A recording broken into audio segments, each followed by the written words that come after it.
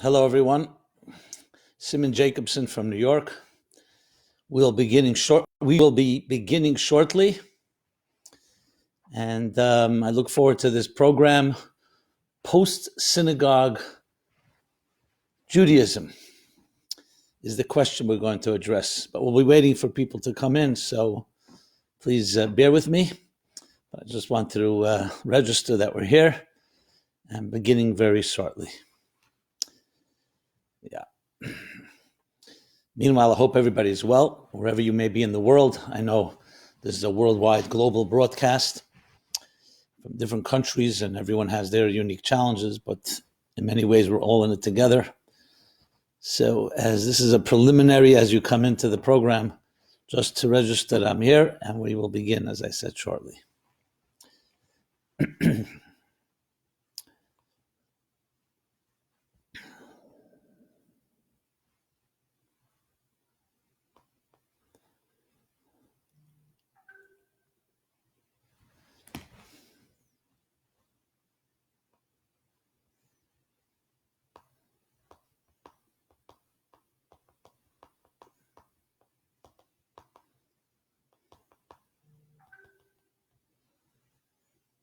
Oh, I better shut this off.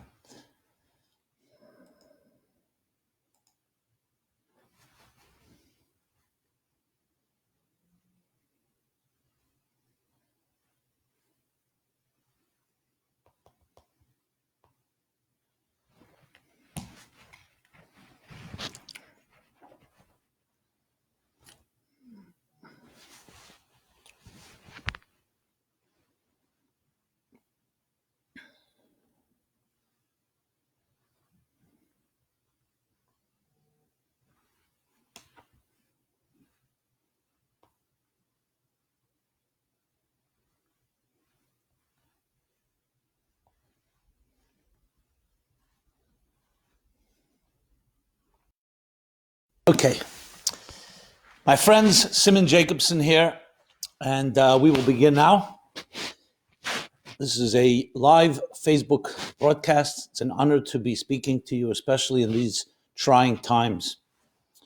Trying times where we are almost all quarantined. Our lives have been disrupted in every possible way.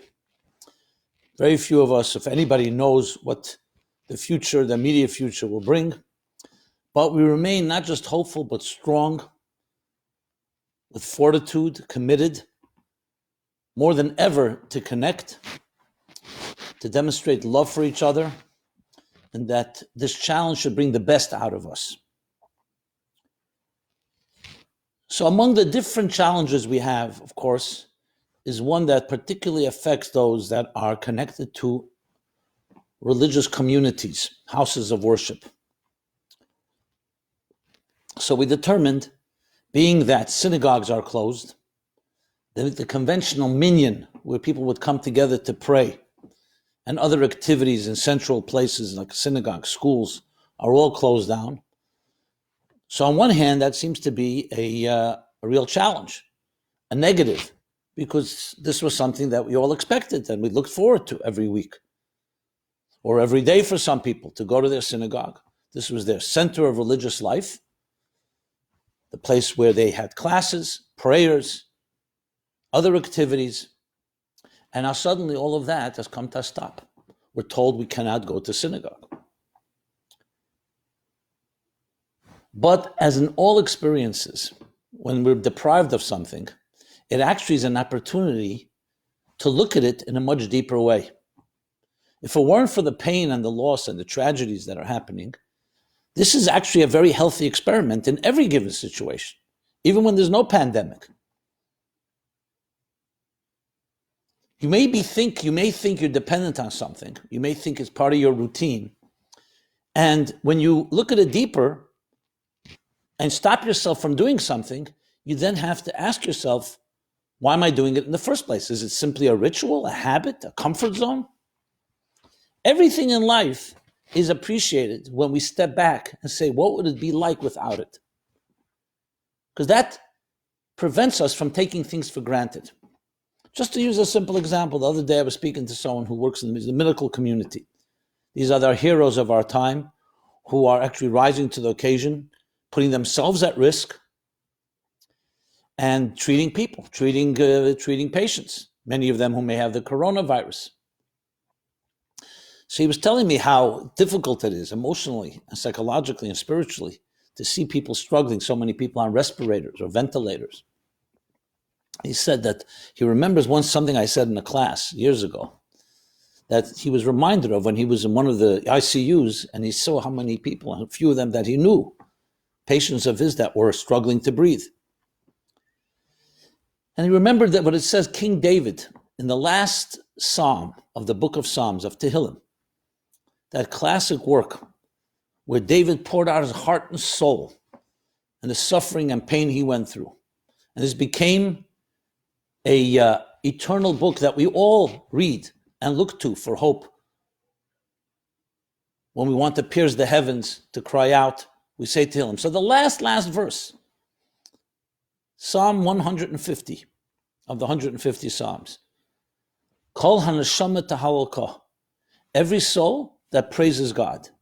Says the Medrash. The Medrash is a commentary on that verse, that the word soul comes from the word breath.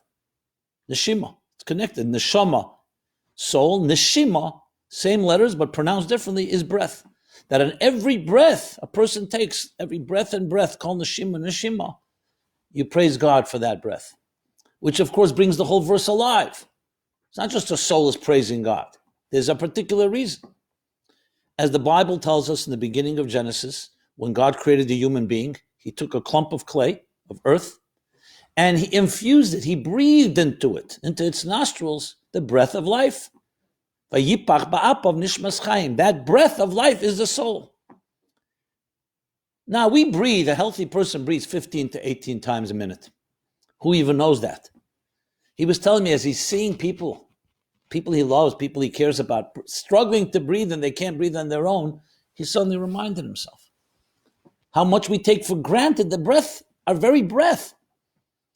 And King David reminds us, every breath you take, every move you make, long before the popular Police rock band made these words popular, comes thousands of years ago, the verse in Psalms. Every breath you take, you praise God. Every bite you eat. You start appreciating things when you see that it's not simple to take it for granted. The same I want to propose regarding our religious communities. Now that we cannot go to synagogue and we can't do the usual rituals, we ask ourselves, so how do we worship God? How do we worship when our houses of worship are closed? And if you really think about it, it's not just challenging our religious rituals. It's actually forcing us to ask the biggest questions, the things we always saw as normative Judaism. Synagogue, Shabbat, holidays, take the children's programs, a kiddush, comes the high holidays. Those of us that have to say Kaddish go there for a yard site, or we go for our bar mitzvah. Suddenly, this central location in every community called the synagogue is closed for business for now. So what is indeed the role of a synagogue? Is there religious life without a synagogue? Can we connect to God without a physical structure? Without a rabbi? What is the role of rabbis in synagogues? These are the questions that are now being asked. And not to be irreverent and not to be dismissive, but to actually appreciate what is the role of a synagogue. For many of us, it became a social scene. And I don't mean that necessarily in a negative way. It's a place where we connected once a week or more than once a week or whenever with others. Is that what it is? And the same can be asked about the synagogue as a microcosm of what? Of the great holy temple that stood in Jerusalem for 830 years. The first temple, 410 years, and the second temple, 420 years, which was all a replica of the first sanctuary that the Jews built, the portable one called the Mishkan, that they traveled through the wilderness for 40 years. The classic verse in Exodus, "V'osu li migdash," build for me a migdash, v'shachanti b'seichem, and I'll rest among you. So clearly it's a central component in life. But now we're challenged, perhaps the first time in history, There were times Jews were not allowed to go to synagogues or it was dangerous to go. But collectively, all around the world, especially in a free generation where we have the freedom of religion and the freedom of expression, due to this pandemic, we now ask ourselves, so where does our soul express itself? Now, obviously, everybody understands very quite clearly that this pandemic is going to end, and we hope quite quickly, and people will be healed. And we pray and we ask for that. We beseech God. What will we have learned from all of this? When we go back and the synagogues open again, will there be any change? Is it back to business as usual? Will we appreciate and learn all about this in new ways? And understand what Judaism is in a new way? What is God? Our relationship with God? What is the role of a rabbi? What are the role of the rituals and traditions? So my friends, are the questions we're going to be addressing. And I'm honored, as I said, to be here to speak to you about all of this. Okay, so I want to put it into context. This is not the first time this issue was addressed in history. It's actually the theme of the opening and beginning of the book of Isaiah and the close of the book of Isaiah. Isaiah is made up of 50-some chapters. 56 chapters. The beginning and the end discusses this topic almost directly. In a different context a bit, but you'll see in a moment. Now, just to put it into context, the first chapter, the first verse, the first chapter of Isaiah, we actually recite in the Haftarah, you know when? The Shabbat before Tisha B'Av, the saddest day in the Jewish calendar. The last chapter in Isaiah, we actually recited just yesterday, Shabbat, because it was Rosh Chodesh, when Shabbos is on the first day of the month. The new moon is a particular Haftarah, is the last chapter in Isaiah. And in both of them, there's scathing statements, that it's difficult even to repeat. What Isaiah says in the name of God, the prophet Isaiah says, God is looking down at his people. There's a temple, first temple, and God is seeing something he doesn't like. He's seeing tremendous hypocrisy. Seeing there's a holy temple, and people are going through the motions.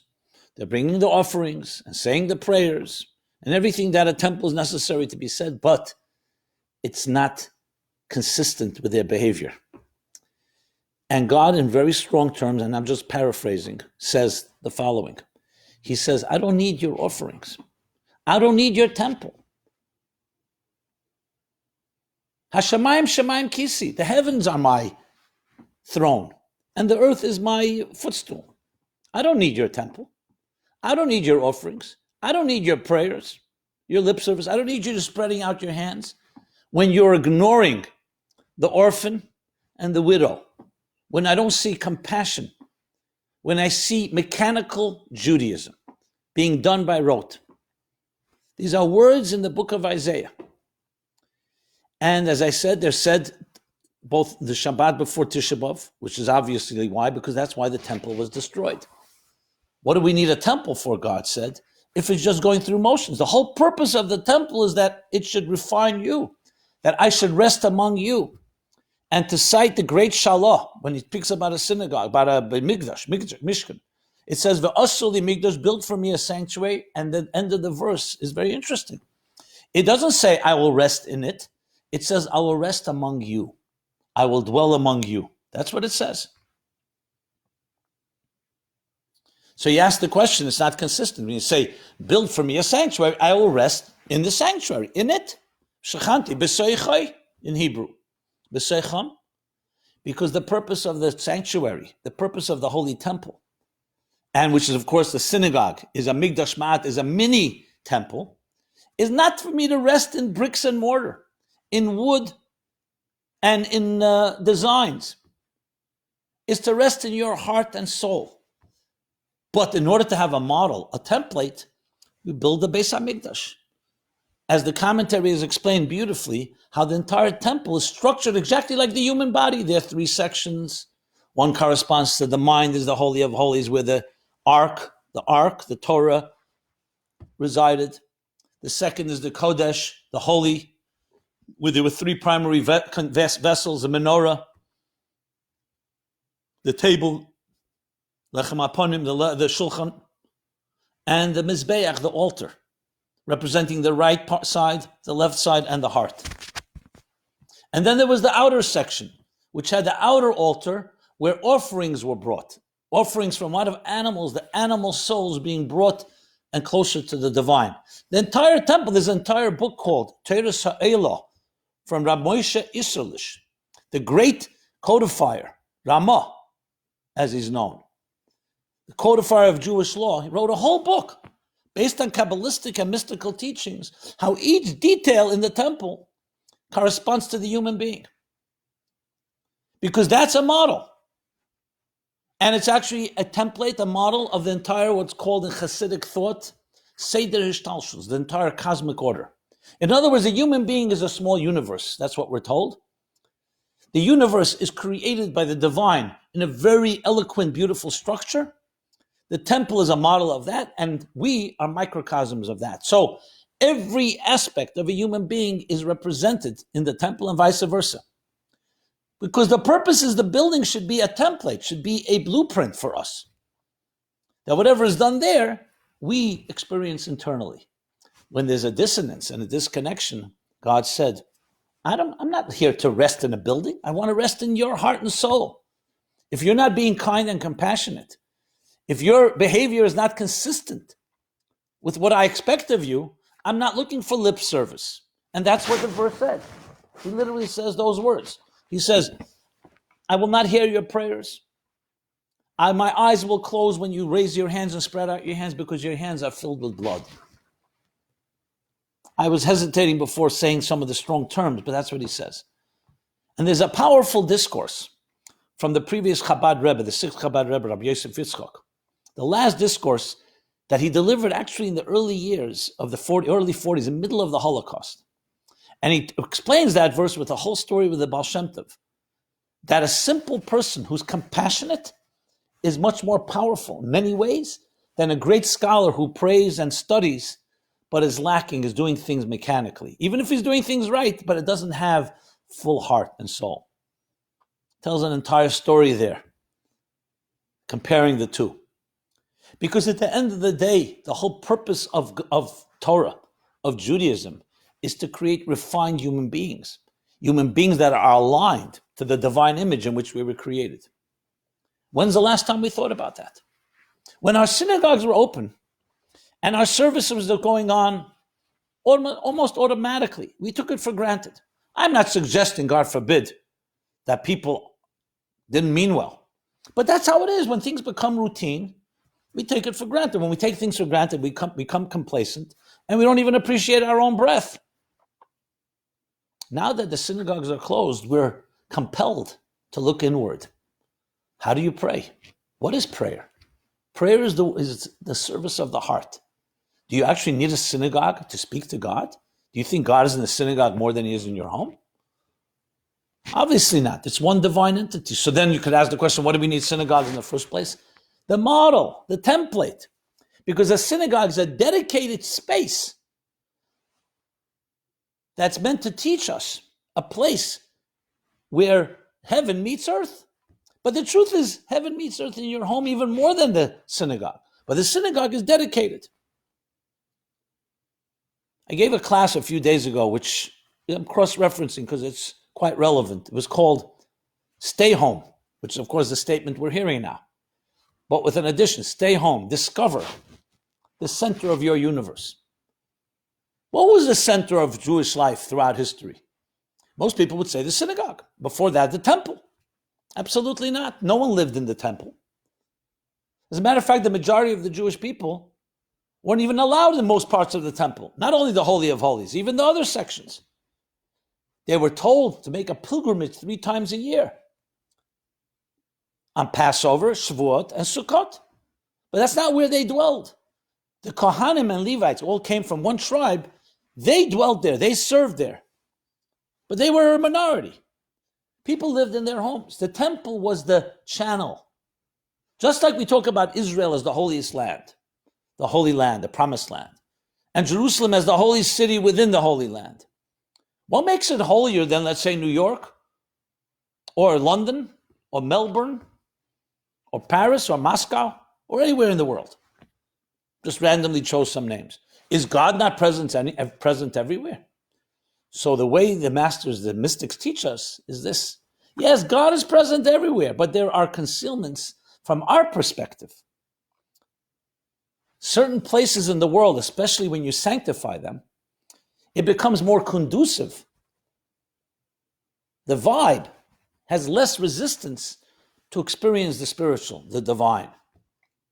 That's why Yom Kippur is the holiest day of the year. What? You can't access God on the day after Yom Kippur, or right now, middle of the year, middle of a day in the month of April. Of course you can. Hashem Echad is one divine; He's indivisible.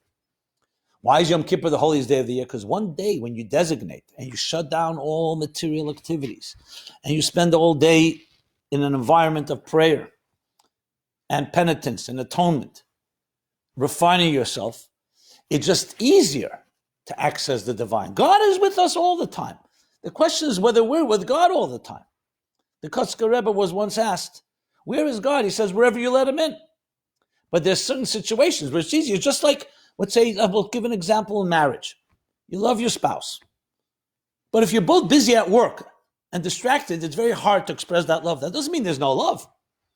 So you designate time. Let's have dinner together. Let's have a romantic evening together. Let's go for a walk. Today, obviously, with all the guidelines that we're told.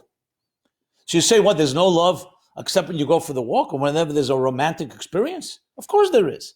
But other things in life are somewhat like layers that block it out or conceal it would be a better way of putting it.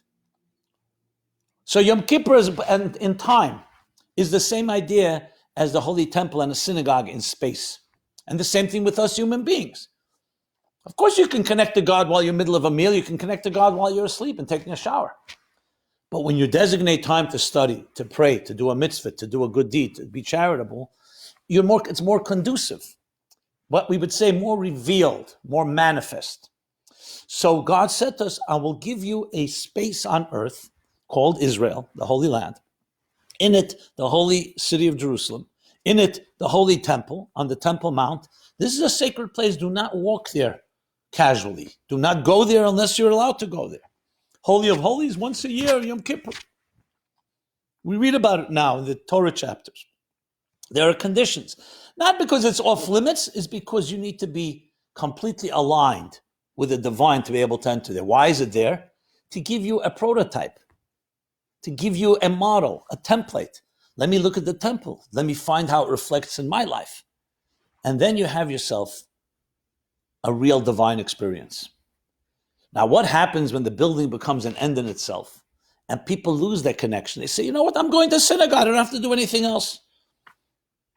And they lose that consistency of being refined, consistent with what the whole purpose of a sin, v'shachanti b'seicham, is God resting in your heart and soul, or are you relying that He's resting by the rabbi and by the synagogue and by and inside the temple or the building? When that happens, that's when we have challenges. It's like the joke they tell about a guy who used to fall asleep all the time after 10 minutes of the rabbi's sermon in the synagogue. Okay, the rabbi got used to it. One day, he sees the guy falls asleep immediately. So he's thinking maybe tonight's sermon was more boring than other times. So afterwards, he asked the fellow, he said, you always fall asleep after 10 minutes. Okay, fine. At least you hear 10 minutes. Your soul hears the rest. Why this week? I see you fell asleep right away. He said, because I trust you. I know what you're doing. I trust you. Many of us feel the rabbi will do the job for us. The synagogue will do. V'shachanti b'seicham, God wants your heart and soul. And when there's an inconsistency, there's a big problem. The temple could not stand any longer, not because they were enemies. God allowed the enemies because the Jews were vulnerable. You cannot have divisiveness and baseless hatred and go to a holy temple and say, oh, you know what? The temple will protect me. Because the whole purpose of the temple is that you be connected to the divine. We were not created for the temple was created for us. So now in this quarantine, in this lockdown, where synagogues are closed, it is, I have no words, it's an awesome opportunity. Of course we would have preferred back to business as usual. But it's an awesome opportunity to ask that question. Why were synagogues created in the first place? What is the role of a rabbi? What is the role of ritual? So the answer is, it's an opportunity to revisit all of this and come to discover, lack of a better way of putting it, a new way of looking at synagogue, at services, at rabbis, at the teachings, at God himself.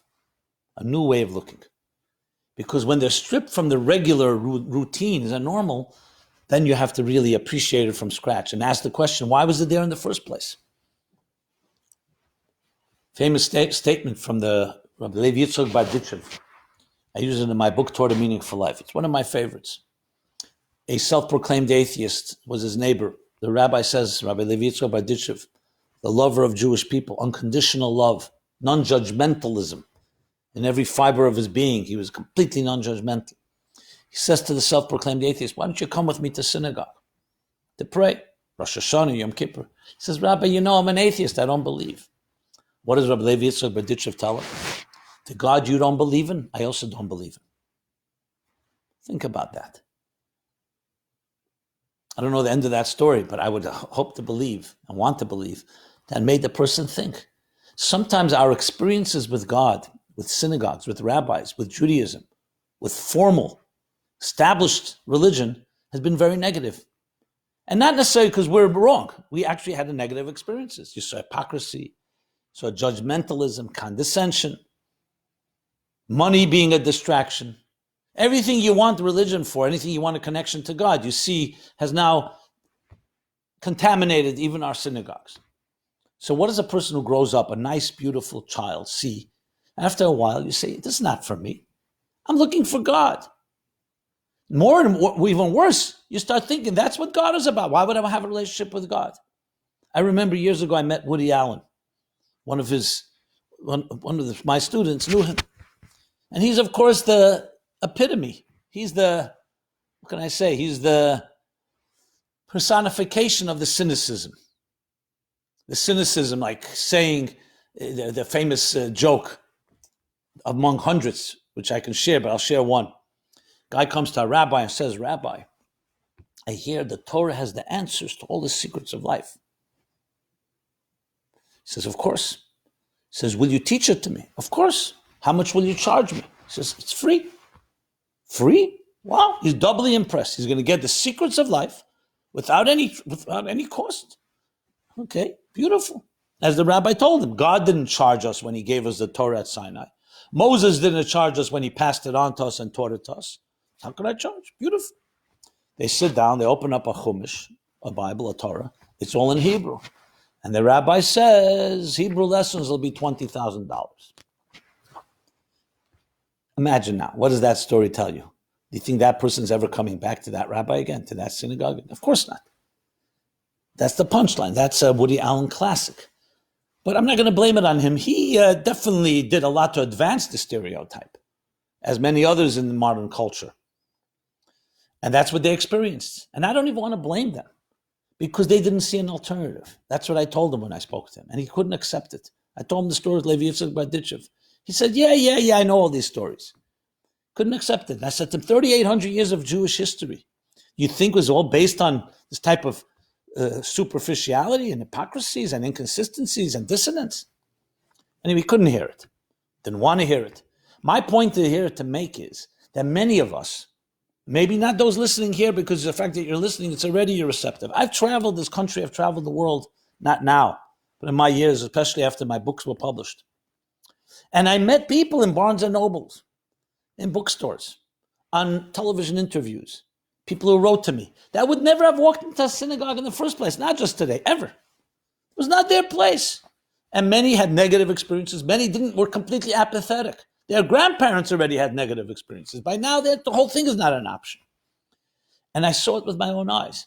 Once you have someone going to a synagogue, at least once a year or a few times, there's someone, at least there's some connection. I don't know what their connection is, but at least there's some. Either it could be guilt, some people feel responsible, Kaddish, Yartzeit, whatever, a bar mitzvah. But even that is now challenged.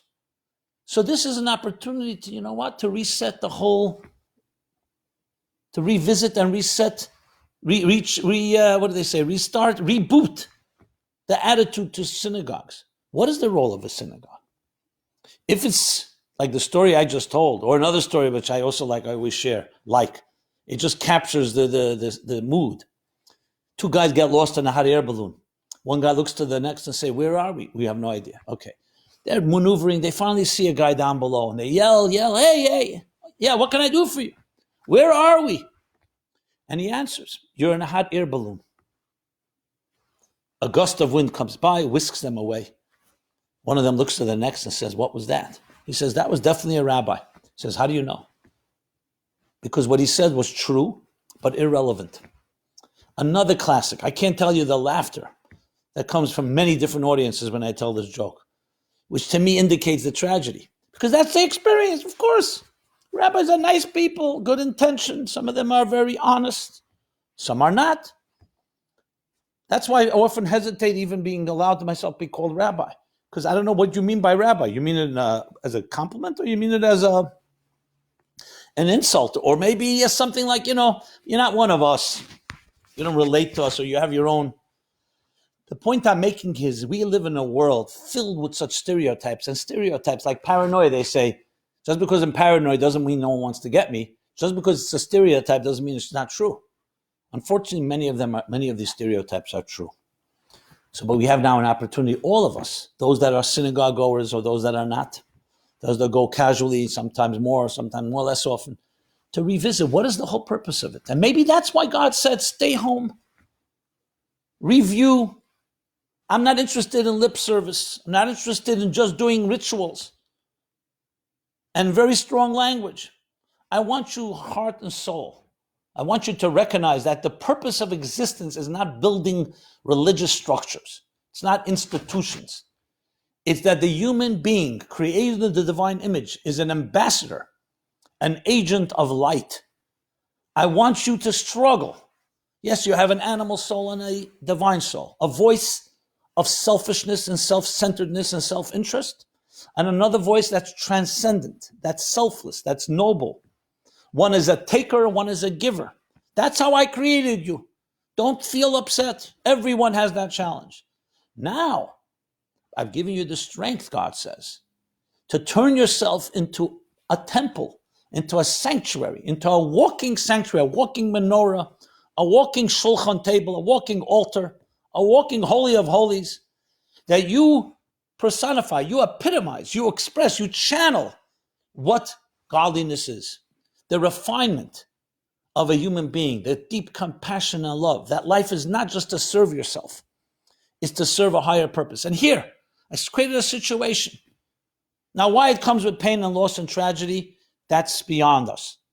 But let's talk about what we can learn from it. I've created a situation where I've shut down, at least temporarily, that outer world, where your schedules and your routines and your plans, yes, including your religious plans. People had past Pesach plans, Passover programs. I was one of them. People have summer plans, schedules, everything we relied on, including our religious structures. It's not business as usual. Again, why? I don't know why God did it. But what we can learn from it?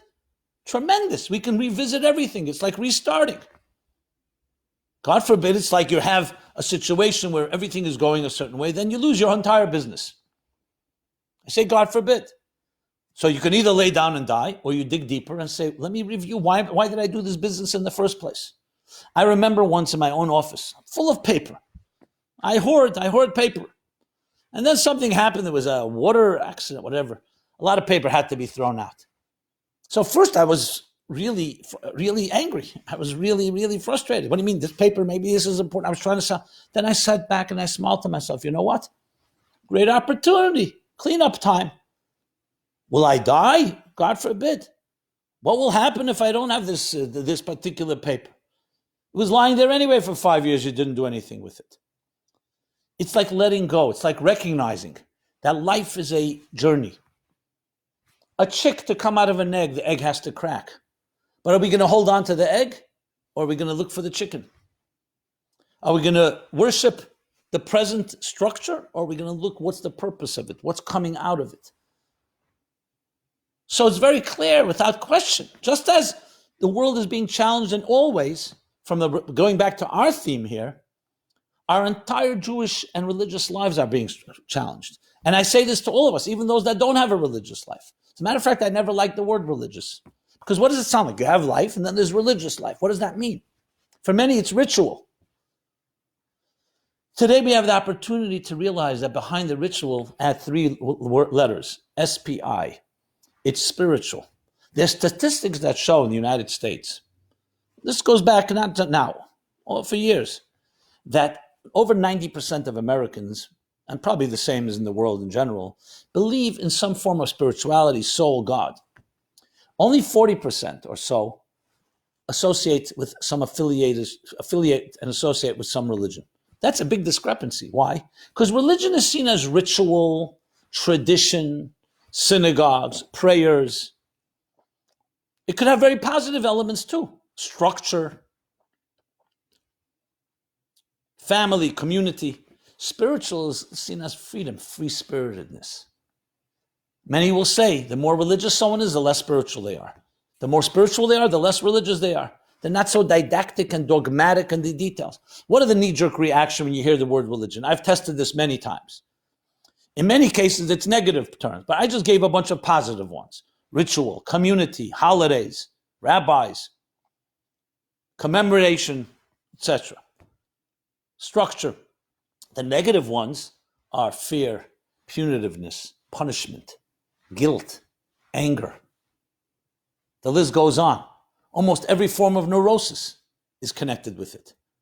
You know what? All that are true stereotypes. Now it's time to let's reset the reset button and go back. Why was a temple created in the first place?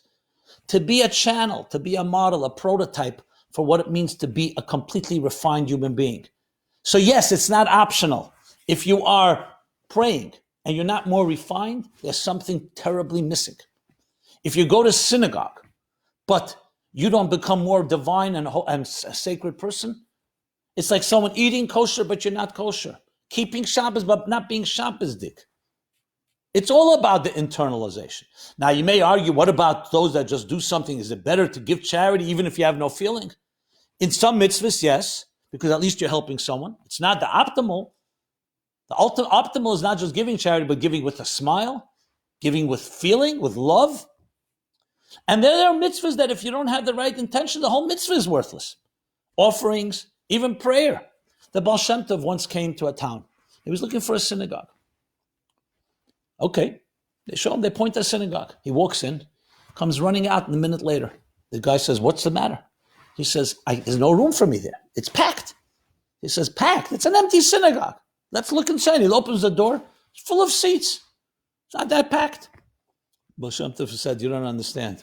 The Zohar says that prayer without intention, without love and awe, Ava and Yira, is like a bird without wings. Love is one wing, awe is another wing. These are two emotions. If you just say lip service, then the prayers have no wings to fly.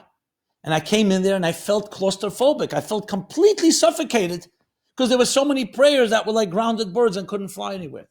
So it wasn't the physical human beings that was so overpacked. It was the prayers that weren't going anywhere. And Baal Shem Tov didn't mean as a critique, he meant to point out an important lesson. That you can do things by lip service and mechanical, but it's not with your heart and soul, something missing. And sometimes that missing thing is more important than the action itself. Now we still say sometimes we need to do things in automatic pilot. That's our habit, that's our routine. Sometimes it's better than nothing. But in the big scheme of things, it can be a nightmare, a disaster. Look at what our children will learn from us. Our children will learn not just what we do, but also how we do it.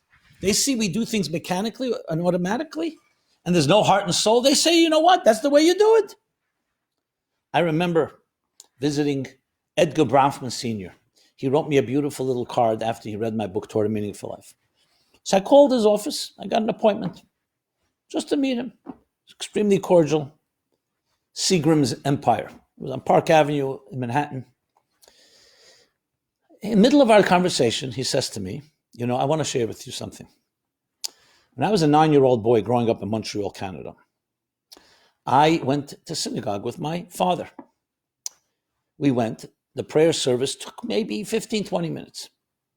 I couldn't believe how fast it was. My father, of course, prayed with everybody. We went out of the shul. I said to my father, how do you pray? He says, that's how it is. That's what we do. Did you understand what you read? Because, even reading 5 pages takes a little concentration. This was 20, 30, 40, 50 pages. He says, no, I didn't understand what I read, but don't worry about it. Nobody else does either.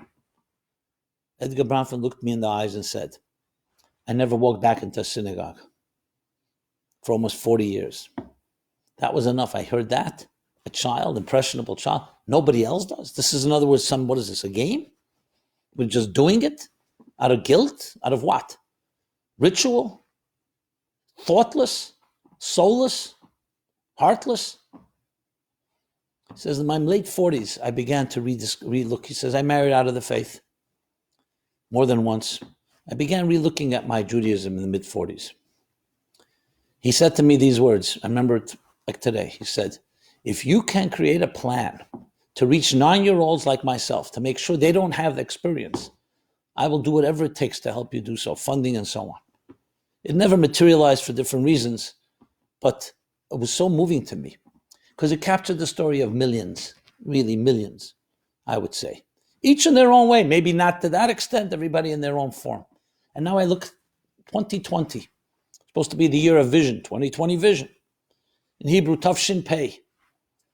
It's a significant milestone. And we're forced to be home. Some people complaining, I need my minyan. Some people unfortunately behave recklessly, and I want to clarify that that is not representative of Judaism.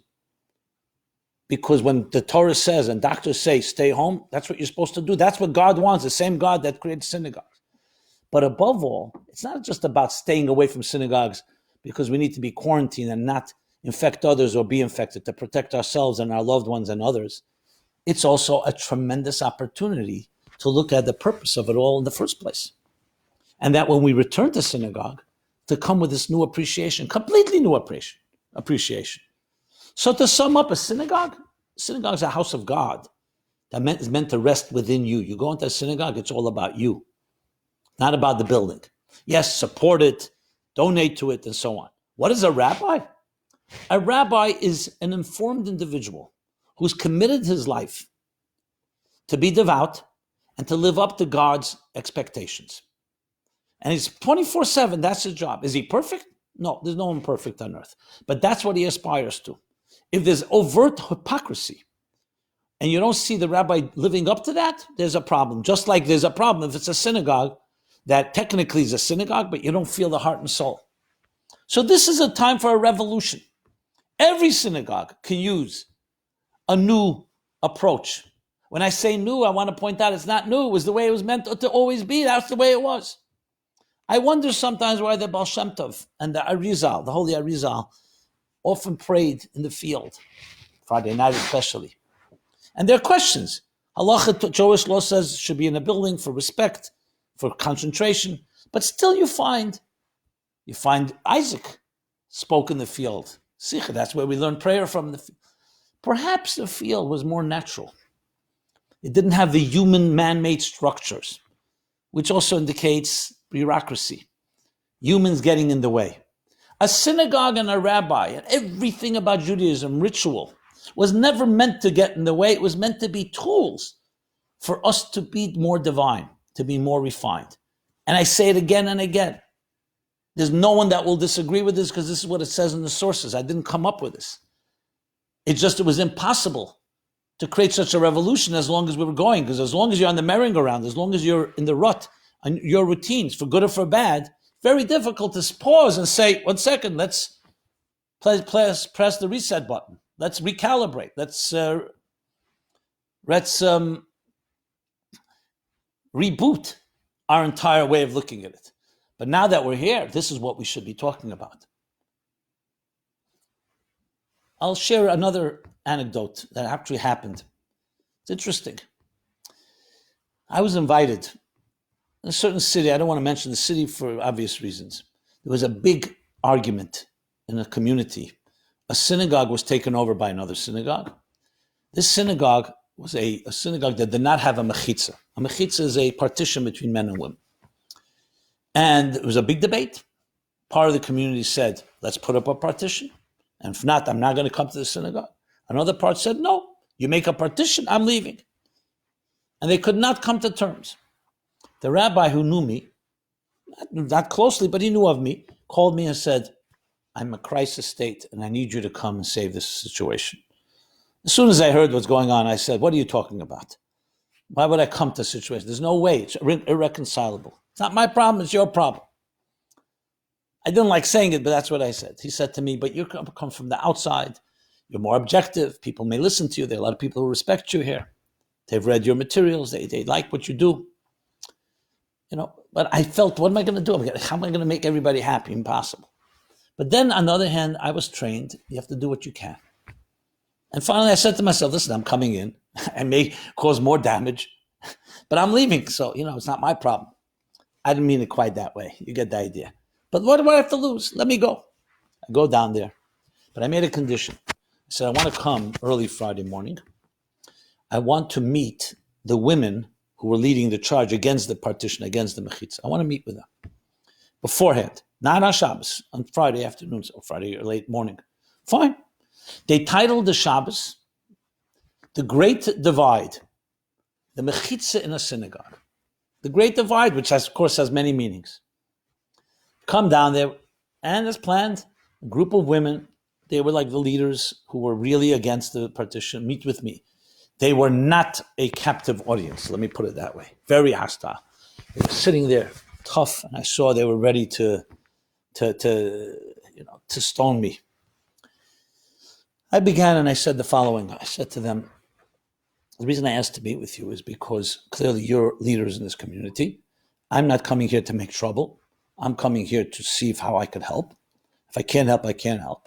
But I felt talking to you directly, one-on-one or as a group, we can maybe just give me a little sense of what's going on, because I don't want to come into a situation like a bull in a china shop. I want to hear what's going on. I'm not going to go through all the details. There's a point I want to make that's relevant to our discussion.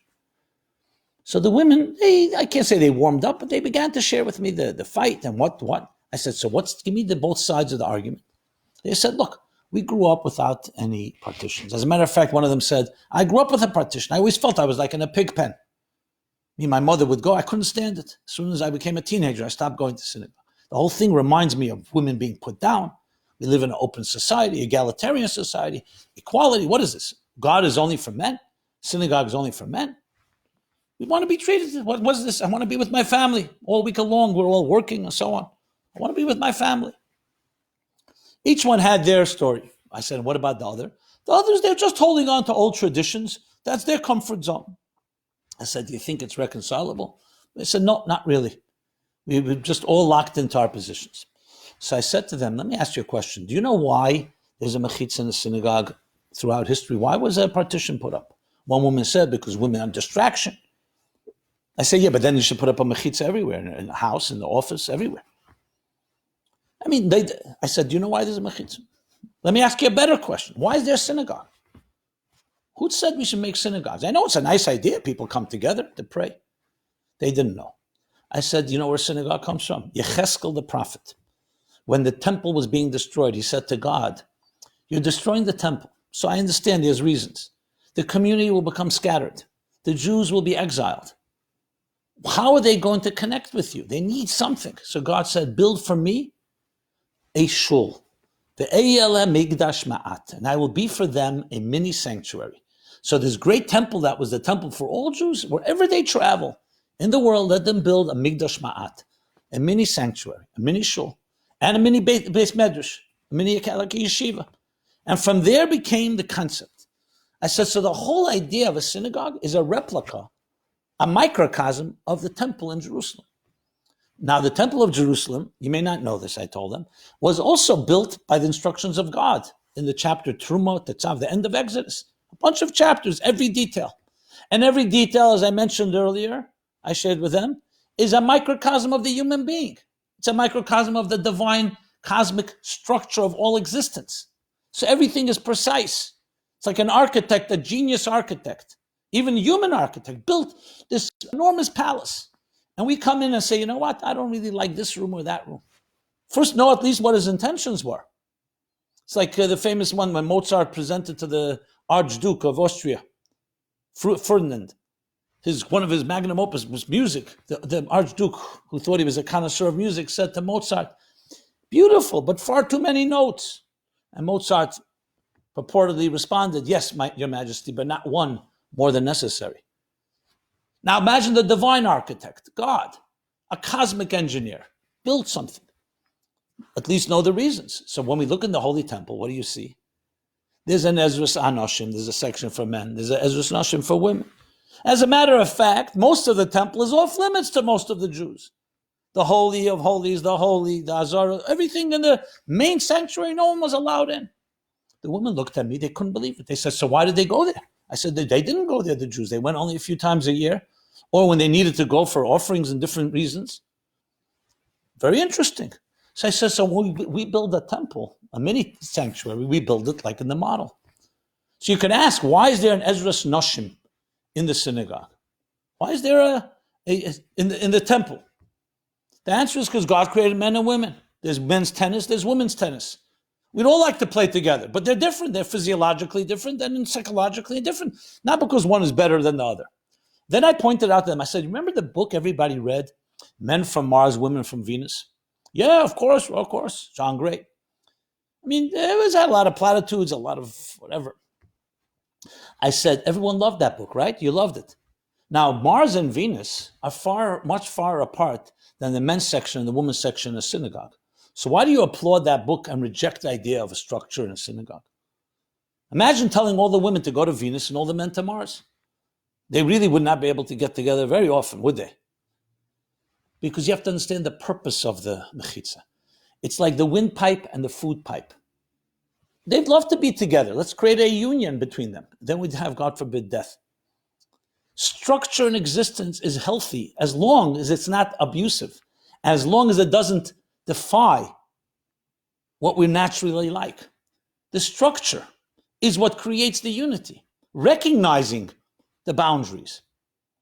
Anyway, I elaborated. I said musical notes, each one in its place. Suffice it to say, before Shabbos came, these women became the advocates for the mechitza. They had never heard this before. We revisited the whole purpose of a synagogue, was to connect to God. And I said, connect to God. You build a synagogue. You decide where the mechitza should be. Maybe the men shouldn't decide. You decide. Find a good architect. But we want to align ourselves to the temple, which is align ourselves with the way God created us. And he did create Zocher and Akeva, male and female. We have much in common. And in many situations, we are together. And a husband and wife, in a sacred way, have a sacred union. They become one flesh, which is no mechitza at all. But then everything has its time. Everything its situation.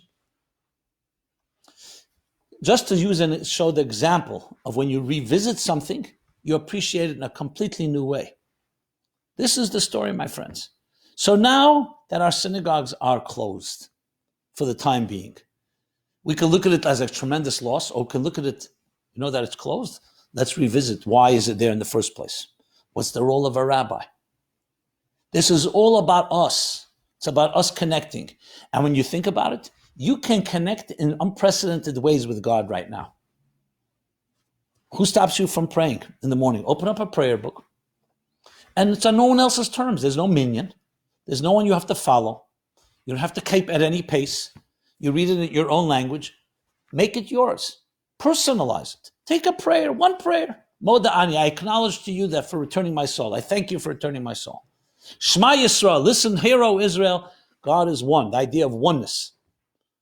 And today we need this even because it helps us, our spiritual fortitude internally. Prayer is actually a tremendous tool to counter the isolation, the demoralization when our outer world is so disrupted. They call it mindfulness. Others call it meditation at some point. This is all essentially the beginning of what prayer was also to be, a silent space within you. Shut off the sounds around you. Connect to the divine. You'll say, what about the minyan? A minyan was meant to be a synergy that helps individuals connect. It was never meant to replace individual worship, individual connection. That's another one of the problems, that it became an end in itself. As a matter of fact, you pray in a synagogue, you're supposed to say the prayer quietly, only between you and God. But in synergy helps. When a lot of people are doing something together, there's a synergy. But the synergy is to enhance the individual, not that the individual is annihilated by the synergy, by the group. Now we have that opportunity. Something that we would not have done on our own. We have the opportunity to review the role of a rabbi. Our rabbis now being very creative, original, innovative, how to connect.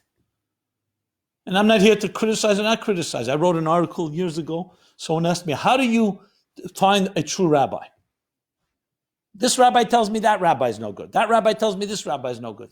So let's go back to the original. What is a rabbi? Why do we need rabbis? Why can't you connect to God without a rabbi? And I'm not talking about the administrative role, a fundraising role, or the cheerleader role of a rabbi. What is a true rabbi? A rabbi is a soul doctor, a person who's a little more sensitive, a little more knowledgeable. Not the knowledge, book knowledge, in human relations, in human kindness and compassion. A rabbi that knows a lot of information but is an insensitive person shouldn't be a rabbi. To be very perfectly blunt, that's not the job he should have. It's a person who cares. The first rabbi of all, you know who the first rabbi was? Moshe Rabbeinu. Moshe, our rabbi, our teacher. How is he tested by God to know whether he's an appropriate leader? With sheep. The first description of Moshe, Moshe was a shepherd. The Medrash tells us. Moses was a shepherd by his future father-in-law Jethro, Yisro. He tended to the flocks, thousands of sheep. One day, one of the sheep is missing. Moses, first of all, recognized it. Even though there were thousands of sheep, he recognized, where's the sheep? He began looking. He was desperate. He found the sheep a while away from the flock, had found a brook of water. The sheep was thirsty, he went to drink. Moses felt sad that he was not sensitive to the sheep's needs, put the sheep on his shoulders, carried back. God said, if a man is so sensitive to sheep, when no one's watching, who would know? One shepherd. And that care, he's the man I want to take care of my people. That's why a leader is called a Roy Yisrael, shepherd in Israel. Same with King David, he's described as shepherd. He was sensitive to the sheep. That's a true rabbi. All rabbis live up to this higher standard, but at least if they aspire to, and that's their role. They're soul doctors. Unfortunately, situations, and maybe we should make sure that it's not that way, some have had to become administrators and bureaucrats and political, to fight with boards. It's a whole other discussion. That's not what a synagogue was for. Synagogue is a place of God, a home of God, humility, no egos. That's what a good rabbi is about. So I hope I'm not trying to undermine any rabbis, but these are not my standards. It says a good rabbi, four requirements. Most people know the first three, not the last one. One, knowledgeable in Torah. Just be knowledgeable, like a doctor has to be knowledgeable in medicine. Number two, ordination. Smicha, like a doctor gets a degree. And three, shimush, experience. Doctors who go into residency, apprenticeship, to learn. But there's one fourth thing that's most important. Yirah Shamayim, fear of God. He recognizes, the rabbi, that he's not the authority. He's only a servant of God. And human beings are divine, in creating the divine image. The rabbi is not better than you are. He's more humbler than you are. That's what Moses was, the humblest. All these are characteristics and criteria that we now can revisit as we look at our lives, including the ritual part of our lives, the traditional part, the synagogue part, the rabbinic role, and all of Judaism, the mechanical part. Not to be mechanical. Bring your heart into it. God said very harsh words about a Judaism that becomes mechanical. Even on a lesser level, mechanical Judaism is static. There's no growth involved. Judaism is meant to be growthful, vibrant, dynamic, constantly mobile, looking to expand. Yes, there are guidelines, the rules, just like there are rules how you play a piano, how you play an instrument. But then it's create magic. That's what Judaism is meant to be, to create magic. Wings that allow us to take flight, to soar. Not just body weight. So often Judaism has become body weight, technical, mechanical, by rote, routine. You add any synonyms you like. here's an opportunity to step back and appreciate it all and say, 1 second, what's the soul within it? Where are the wings? How does it help my soul fly? How does it help me touch the music of Judaism? Not just you look at the musical notes, you can't read notes, it's gibberish. Then suddenly someone sits down at an instrument, a violin, a piano, another instrument, and it comes alive. How much of our Judaism was just following by rote? Now, and in our homes, when we're stripped from that ritualistic routine of going to sin, I'm going to shul. There's a kiddush, there's a class, and even it had many beautiful things, but now that's taken away momentarily in order for us to connect to God in the essential way, you and God alone. That's what it means to be in a situation as we are now. You and God alone. You have no structure to rely on, no crutches, no comfort zones, no security blankets. What are you going to be like? How will you embrace that God? And I want to conclude with a story that happened with me that is one of the defining moments. After my book was published, I was sent on a book tour across the country. Tour to Meaningful Life I'm talking about. I ended up in Santa Cruz, California. I was speaking that night in a store called Gateways. It was a new age bookstore, not a Jewish bookstore, but there were a lot of Jews in Santa Cruz. If you've ever been there, it's situated between the Pacific and the mountains, very beautiful climate, very calm, antithetical to New York in every way. Not today necessarily, but the way it was then. No one seemed to be rushing. No one seemed to even have a job. I remember seeing a bunch of young people milling about. I asked, what are you doing? We're in bliss. I didn't ask whether it was natural or induced. Then I speak in the bookstore. Maybe 250, 300 people.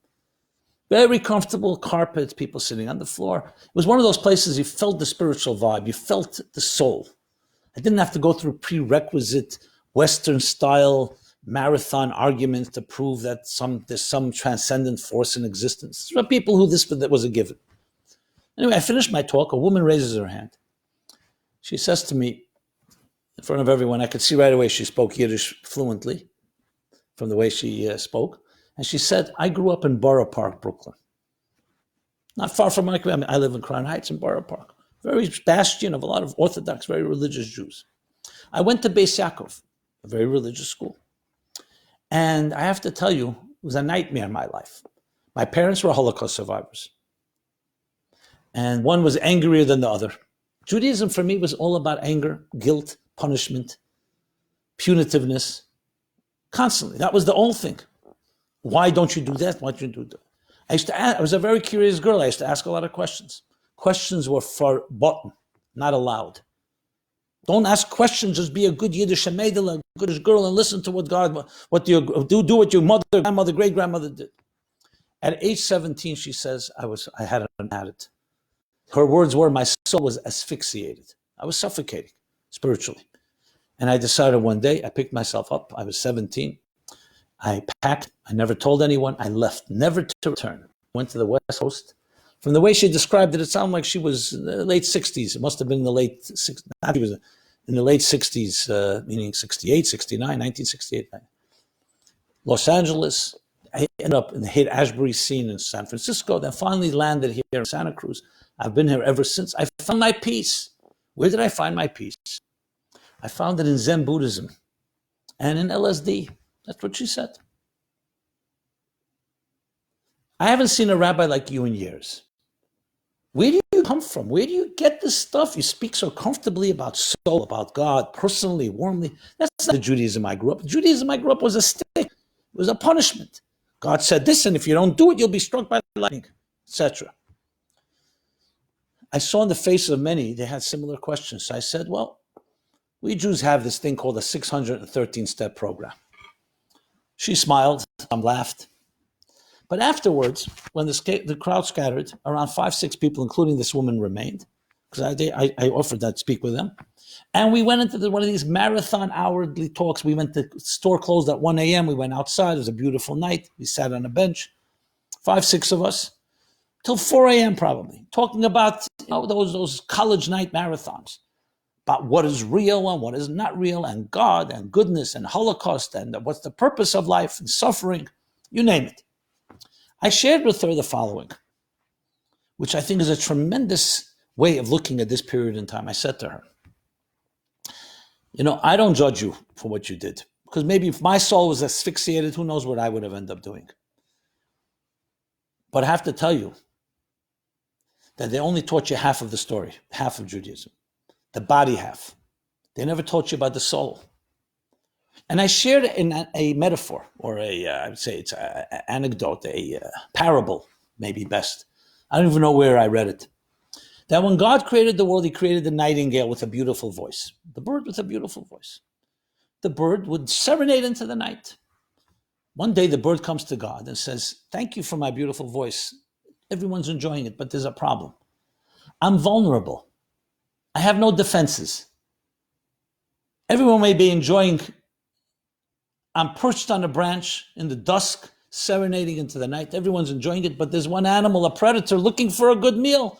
Be attracted to this piece of meat, myself. Give me something to protect myself. So God offered the bird a beak, a sharp beak, like a razor-sharp beak. The bird studied and examined. A beautiful bird like me, an elegant bird like me with a nose like that? No. Then God offered the bird claws, sharp claws. They're another form of defense. No, not for me. It's not becoming. Finally, God says to the bird, okay, I'll give you wings. The bird looked at the wings, never saw wings before, and said, I don't understand. You're the master of the universe. You created the world with such design, such magnificent design. I have enough body weight to carry with me, and you give me 2 extra pieces of dead meat, a dead flesh, a dead weight? God said, no, little bird. These are called wings. You use these wings to soar, to fly, so if there's a threat, you just fly away. So I told the woman and the others, I said, Torah and mitzvahs, Judaism, can appear to be a lot of dead weight. You know how many mitzvahs there are? 613 laws. Not all of them are applicable today. Everything is regulated. How you wake up, how you go to sleep, how we born, how we die, how we love, sexuality, laws of Passover, even how you tie your shoelaces, how you cut your nails. Everything is regulated. You'd say, okay, certain laws make sense. Loving another, compassion, honoring parents, whatever. Do not steal. But so many of them, what do I need all this weight for? But then you discover it's not weight, it's also wings. No bird in the world would reject wings, even a bird that's on a diet. Now, birds don't go on diets, of course. What's the saddest thing besides a grounded bird? Is a bird with wings is even sadder. A bird with wings and doesn't know it can fly. They taught you the weight. They never taught you the wings. Someone offers you 100 pounds of stones, carry it, and it belongs to you. You'll say, what do I need it for? What do I need to exert myself? I'll give you 100 pounds of diamonds. You'll say, give me 200. Now, do 100 pounds of diamonds weigh less than 100 pounds of stones? No, but the value, the wings, then I'm ready. If I'm going to sit down at a piano or an instrument to play, and I'm reading and it's just discipline, and I don't hear any magic, it's very difficult to maintain that. Show me the wings, show me how to fly. And then the mitzvahs become music.